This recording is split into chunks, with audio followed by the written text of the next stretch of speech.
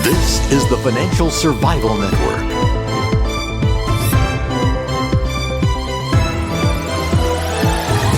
Now more than ever.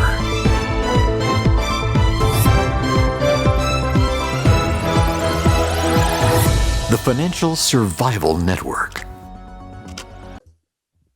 And welcome. You are listening to and watching the Financial Survival Network. Hey, you know that we get great people on here. You know that you get information that you're just not going to hear from the MSM or really in many other places. Complicated, difficult times. Not even talking about really censorship. Just people don't understand what's going on, and there's no great effort to fill you in on what's going on. And that's why you need to stay in contact with us. We'd love to get emails from you. Let us know your opinion, where you think this whole thing is heading. Right now, we've got James Rickards. You know him well. And don't forget, his Twitter feed is at James G. Rickards. And new book is out as of the 12th, The New Great Depression, Winners and Losers in a Post-Pandemic World. And I think the title, Jim, brilliantly sums the whole thing up.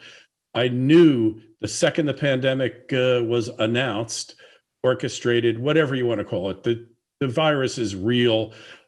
Perhaps the reaction of the world to it is unreal. But I knew at that moment it would be one of the greatest opportunities in history if you were properly prepared for it. And your book seems to agree with that. Oh, thanks, Kerry. That's very nice. The title kind of says it all. This is the first and only book that covers both the pandemic and what I call the new Great Depression, technical economic recession, but I view it as a new Great Depression. But it covers both. There are a certain number of books written by doctors and clinicians and scientists on the pandemic. A few of them are out there. There will be more books on the Depression, although it's funny, economists don't actually like to write books. Some do, but most don't. They would rather write academic papers or journal articles and so forth. So there really aren't many books on the economy, but this is the first and only book that does both. It looks at the pandemic in a technical medical sense, and then relates it to the economic depression that we're in, and then takes the story forward, tells you what's coming in 2021 and 2022, and kind of what you can do today to preserve wealth through a tough patch and actually prosper. Believe it or not, there are ways to do that. So, and when my publisher first called me last spring, in April to talk about this, they said, well, obviously the pandemic was the main headline. I mean, the economy was sinking rapidly. The market was down at the time, starting to come back, but pretty much near the bottom. And they said, Jim, we want you to write a book about this. It's obviously going to be huge interest in it. And we love what you do on, the economy and capital markets and the banking system and all that, but don't really talk about the virology or the epidemiology because you're not a doctor. And I said, hold on. I said, that's like asking me to write about property damage in New Orleans in 2005 and not mention Hurricane Katrina. I mean, you can't do that. You have these two things are related. You have to do both. So they agreed with that. And, that was a good give and take, but that was the bottom line. And I teased my editor in chief. I said, I'm not a doctor, but I did go to Johns Hopkins, so I'm not intimidated by natural science. And I dove into that end of the pool and read well over 100 peer-reviewed scientific articles. So these were things, this wasn't like fringe theory or whatever. This was stuff that was in the Lancet or the New England Journal of Medicine or Journal of the American Medical Association, other top tier publications. And it was coming out very fast at the time. And I kind of kept up with that. It's accessible if you have a little bit of scientific background, which I do, and you applied yourself to it, you could understand it. I'm not saying I'm working in an electron microscope, but I could follow that. So I was able to do that. So chapter 1 on the book, I have a copy of it right here. It's The New Great Depression, Winners and Losers in a Post-Pandemic World. Chapter 1 starts with the virus itself, with the outbreak, how China bungled it. And it clearly came from a laboratory, this whole wet market theory, bat bats jumping to humans. I'm not saying that can't happen. It can happen and it has happened, but that's not what happened in this case. That's Chinese propaganda. It came from the laboratory, the Wuhan Institute of Virology. How it got out, how the Chinese bungled it, lied about it, may even be a crime against humanity when all is said and done. Chapter 2 talks about the lockdown. And I make the point that the virus didn't cause the depression. It was the policy response to the virus. The virus caused a pandemic, and the pandemic was bound to have consequences. But we as a society, politically and individually, had choices as to how we responded to it. It was our choices, our policy response that led to the Great Depression. Chapter 3 talks about the Great Depression itself, kind of goes through, what happened over the last year in markets, but it goes beyond that. It talks about the human impact, the effects of the lockdown, unemployment, job losses, businesses being destroyed, et cetera, and it kind of takes the story forward a little bit. Chapter 4 looks at monetary policy and fiscal policy, deficit spending, basically, and explains why they won't work. They're being done. The Fed printed $3 trillion, and the Congress has spent $5 trillion added to the deficit. By the way, another $2 trillion are on the way. So you're going to be looking at $6 or $7 trillion of deficits in fiscal 2020 and fiscal 2021. So they are printing the money, they are spending the money, but it won't work. And I explain why. And then in chapter 5, talk about the mental health aspects of the pandemic, which are not well understood. The impact is grossly underestimated. The effects of this will really be intergenerational. They'll play out over not 30 months, but 30 years. That was true in the Great Depression, and it's going to be true again. And then finally, in chapter 6, I get down to some practical advice, like, okay, now you get the pandemic, you get the lockdown, what a blunder it was, you understand the economics. Here's what you can do personally to not just preserve wealth, but actually prosper. There's some good opportunities. And then wrap up the book with a recommendation for solving the economic problems. I don't expect governments to do it. They should, but they won't. But individuals can. So that's kind of, as I said, we have the pandemic here and we have the economics here. The bridge between the two is the chapter on the lockdown, because that's how the pandemic turned into a depression. Yeah, I always said that the cure was far worse than the disease. Not to downplay COVID. I got it myself recently. I was in the hospital for a week, got through it, and I'm doing great.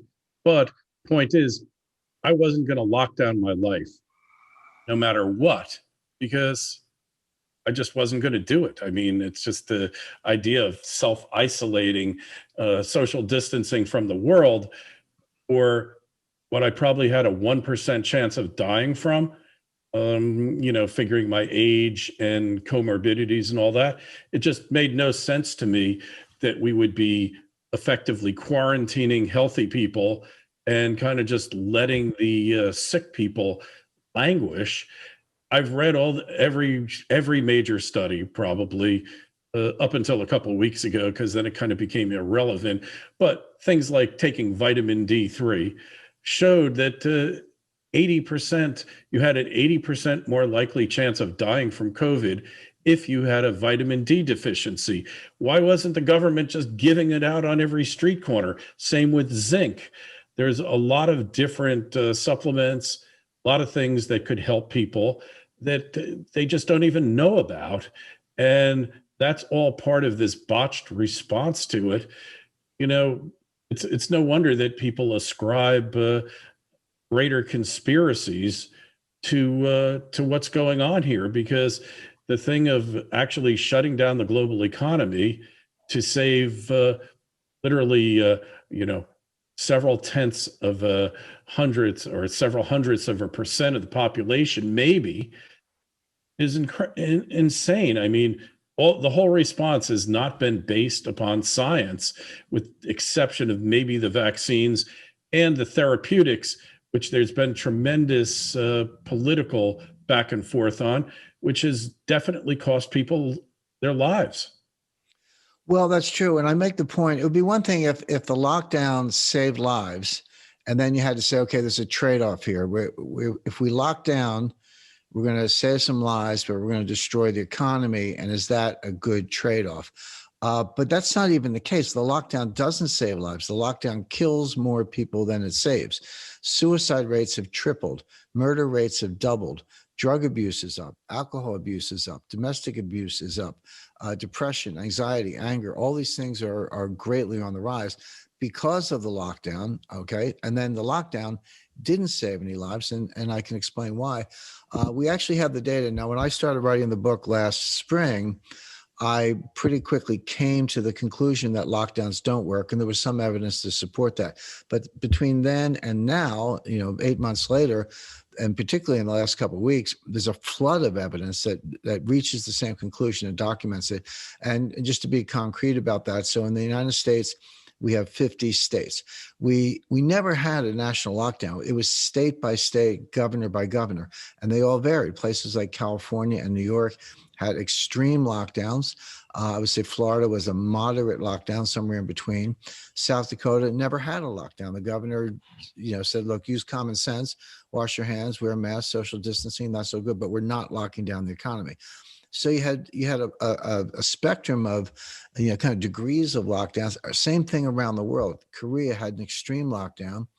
Sweden had what I would call moderate lockdown. Other countries, again, Brazil did not do much in the way of lockdowns at all. So we have all different flavors of lockdowns. Well, now that we have the data, we can look at the caseloads, we can look at the fatalities, and the conclusion, and there were published studies on this. Again, one principal author is the professor of medicine at Stanford University. So these are not, kind of people off the street. And what they show conclusively is that the lockdowns had no material impact on the caseload and the fatalities. Now, you had the same experience with caseloads and fatalities, regardless of what type of lockdown or any lockdown that you pursue, which means that lockdowns have no effect on the virus. They do not stop the spread of the virus. Now, they're very good at destroying the economy. So it's not even like, oh, gee, we destroyed the economy, but we saved some lives. It's we destroyed the economy and we killed people with the lockdown, and we still are. So they don't work. But now, right now, today, as we speak, the virus is worse than it was last spring, meaning if you look at the caseload and the fatalities from, March, April, May of 2020, that was the worst of what in hindsight was the first wave. It was pretty bad. We all lived through it. Today, the caseload is almost 10 times greater than it was then. The fatality rate is almost double what it was then. So the pandemic is much worse today than it was last spring when it seemed pretty bad. And what are the governors doing? They're locking down again. Yeah. So it's because they don't know what they're doing. But they're politicians, so they have to be seen to be doing something. They can't just sit there. So actually, sometimes doing very little is the right approach. So they want to do something, so they lock it down. They are destroying the economy, and they're not accomplishing anything. If lockdowns work, why is the caseload 10 times greater? I mean, that by itself tells you that lockdowns don't work. But there is this other gap, I would say, between perception and reality. The reality is pretty bad, but the perception, is that the stock markets are at new all-time highs, which they are. They recovered from the February, March collapse. They made up all the lost ground, and they're at new all-time highs. So people go, well, stock market's at all-time highs. My 401k is back. So what's the problem? The problem is that the stock market has never been more detached from the real economy. So, okay, a lot of people use the S&P 500 as their benchmark, but you might as well call it the S&P 7, because there are 7 stocks that are 40% of the cap weighting of the index. The S&P 500 is a cap weighted index, which means your market capitalization affects your impact on the index. So what are those 7 stocks? Well, we know what they are. It's Amazon, Apple, Facebook, Google, Microsoft, Netflix, and Tesla. Those 7 stocks are, as I say, 40% of the market. So they're going up, but they're also the least affected by the pandemic. They're digital, they're technological, they don't have a lot of bricks and mortar, some, but not a lot of the streaming, entertainment services, et cetera. So they're kind of going their way. Amazon, everyone's shopping online, right? But what the other 493 stocks in the 500 are flat to down. Some individual stocks are up, but the rest of the index hasn't done anything. Okay, so that's the market perception. Now, what about the real economy? people look down their noses at, small and medium-sized enterprises. They're like, oh, you're a restaurant, you have 20, wait staff and bartenders. Who cares? It's only 20 people. We'll have to lock you down. Well, I mean, I care, and certainly those people care. But what they're missing is that small and medium-sized businesses, so restaurants, bars, boutiques, nail salons, small shops, gas stations, dry cleaners, et cetera, collectively, those are 50%, 50% of all the jobs in the economy, and 45% of the gross domestic product. So when these governors announce lockdowns, they're not locking down Costco and Walmart and Amazon and Tesla. They're locking down what I just described, which is small, medium-sized businesses, half the economy. You cannot lock down and effectively destroy half the economy without putting us back into a recession. That's my estimate, is that we're in a new recession right now. We had a recession, a severe one in the first half of 2020. There was a bounce back in the second half of 2020, did not come all the way back. It went down steeply, came back part way, but then leveled out. That's where we are. But now we're going into another recession because of the lockdowns that don't work, but the politicians just don't know any better. So this is the pandemic's bad enough, but we're destroying the economy for no good reason. Yeah, and it's around the world too. It's global. Everybody is like this race to just destroy the economy. You think about it, like in Michigan, they said 45% of the small businesses have closed, will never reopen. Correct. Forget about the government checks, PPP, stimulus, they're not going to reopen.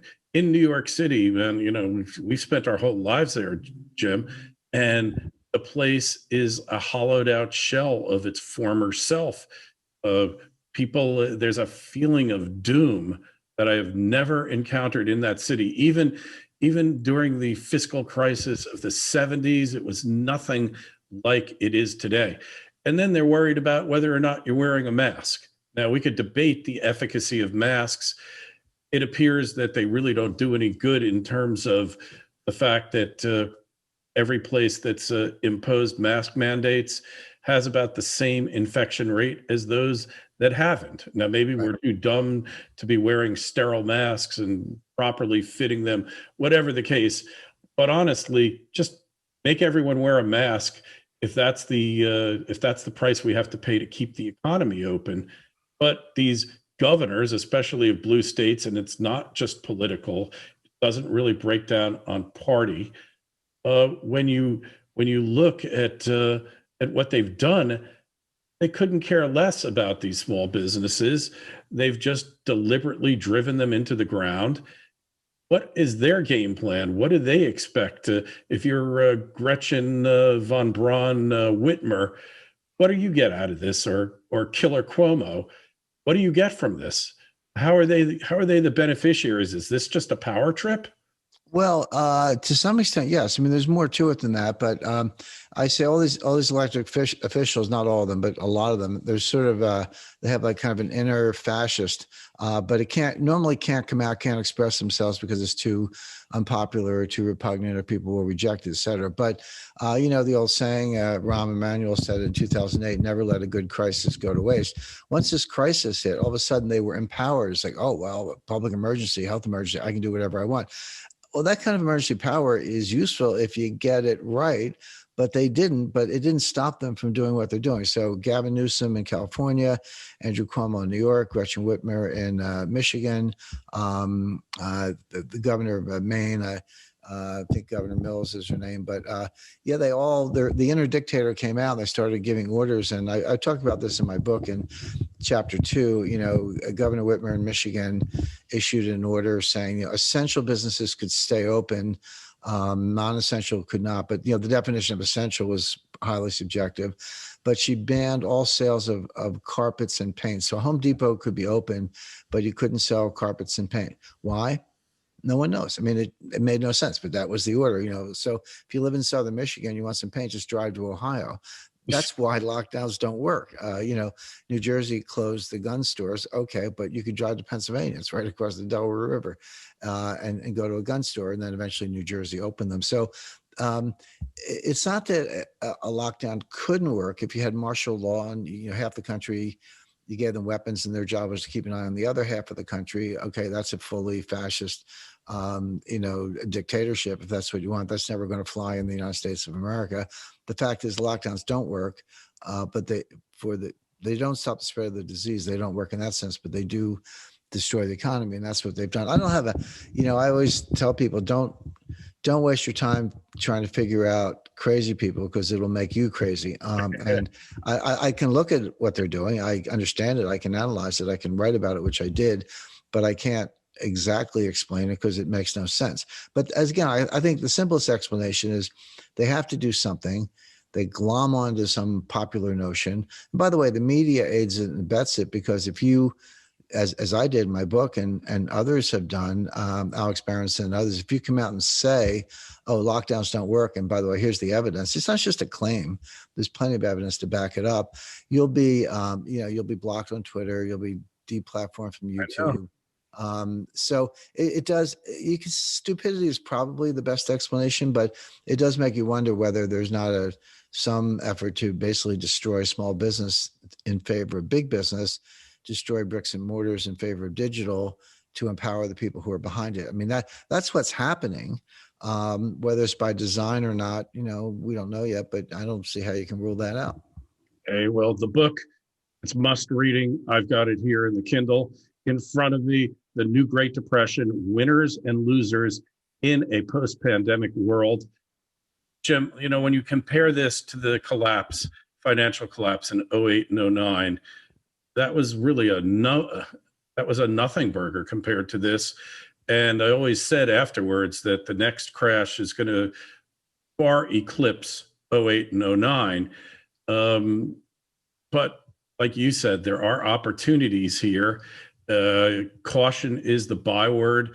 One thing we didn't talk about, and maybe have you on again, and we will, is the diaspora coming out of New York, New Jersey, Connecticut, Illinois, all of these lockdown states. I'm here in Florida, and the state isn't just thriving. I mean, because the state's all about construction, new home construction, new businesses. They're just going at it like you cannot believe.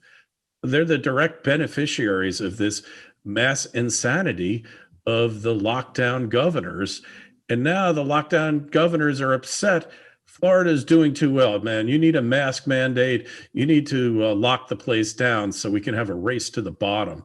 I think when we get you on again, we're going to talk about that. In the meantime, give us some hope here. Tell us, just give us a couple of things we can do right now to make our lives better. Sure. And Kerry, you're absolutely right about the exodus. It's not just an observation. You see it, I see it, and I hear it from a lot of sources, but there's hard data to back it up. When you move, most people they go to the post office and file a change of address form because they want their mail forwarded. That is public information. And through the end of October, and I'm sure there's many more since, but just through the end of October in 2020, there were 300,000 such forms filed in New York. Now, that's per household, but if you assume 3 people per household, there's some larger, some smaller, but as a good average, that's almost 1 million people who have left New York. And the same thing in Los Angeles, San Francisco, Portland, Seattle, New York, Chicago, Philadelphia, Baltimore. They're all leaving. Now, where are they going? They're going to Miami, Austin. Nashville is the fastest growing major city in the United States, Phoenix, Scottsdale, Boise, Idaho. So if you just want to be involved in residential real estate through a fund, and again, you got to look at the management and a lot of factors, but a residential real estate, multifamily housing fund in those areas, not the places people are leaving, that's an exodus, but the places they're going. And again, I would say, Miami, Nashville, Phoenix, Austin would be at the top of the list. There's good opportunity there. I always recommend gold, just 10%, not 50%, not 100%. People want to put words in your mouth and say, Jim Rickards says, sell everything and buy gold. I've never said that. I don't believe it. I do recommend a 10% allocation. That's your inflation hedge, and that's your hedge against a lost confidence in the dollar. And if it does, as I expect, which I see it going to $10,000 to $15,000 an ounce over the next several years. That will, to some extent insulate you from losses in other parts of the portfolio if they arise. Have some equities if you like, but I wouldn't recommend more than about 20%. I see people with they're 100% in equities in their 401k, and they go, well, I'm diversified. I've got 30 different stocks in 10 different sectors. I've got semiconductors, consumer non-durables, mining. And I say, no, you're not diversified. You may have 30 stocks, but you have one asset class. It's called equities. And they're correlated. They go up together and down together. That is an extremely risky position. So have some equities if you like, but don't have that exclusively. I recommend 10-year Treasury notes because interest rates are going to go a lot lower. Right now, they're going up a little bit. That'll probably continue, but that's going to hit a ceiling, slow the economy, which is probably going into a recession anyway because of the lockdown. They'll turn around, come back down, so you can have potential for large capital gains on 10-year Treasury notes. And I recommend a slug of cash. And people go, well, cash has no yield. Yeah, I get it, but we could be looking at deflation. So the real value of cash actually goes up in deflation because your purchasing power goes up. But more importantly, it gives you optionality. Visibility is very poor right now.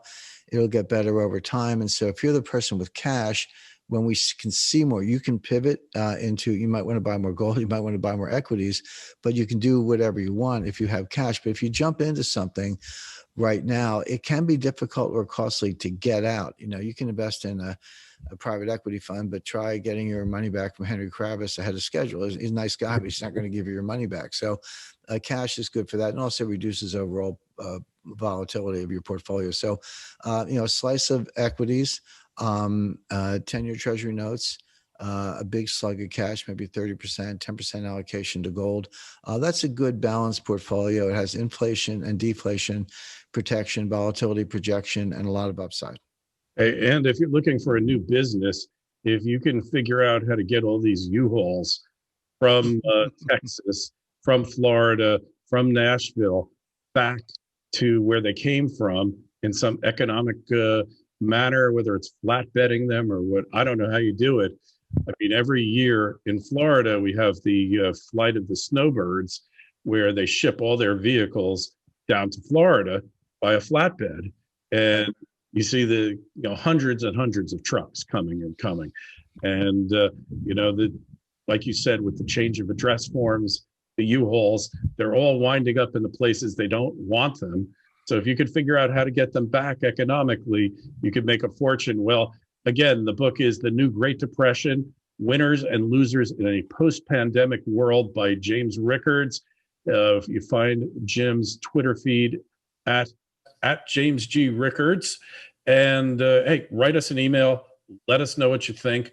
What are you doing to protect yourself? We'd love to know. Email us, kl@kerrylutz.com. Go to the site, financialsurvivalnetwork.com. Sign up for the free newsletter. James, always a great pleasure and an honor to have you on. We'll talk to you again real soon. Thanks, Kerry. This is the Financial Survival Network.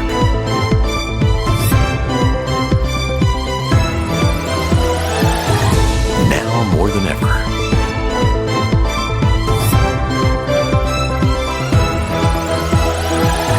The Financial Survival Network.